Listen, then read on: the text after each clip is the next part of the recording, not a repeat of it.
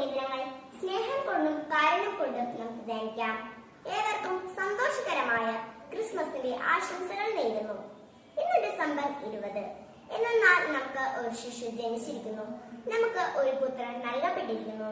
ഏശയ്യാ 9:6 ഈ വചനം ഉൾക്കൊണ്ട് നമുക്ക് പ്രാർത്ഥിക്കാം. പുണ്യപ്രവൃത്തിയായ ഒരു ബൈബിൾ വചനം പഠിച്ച് സാധിക്കുന്നിടത്തോളം പേർക്ക് പറഞ്ഞു കൊടുക്കുക.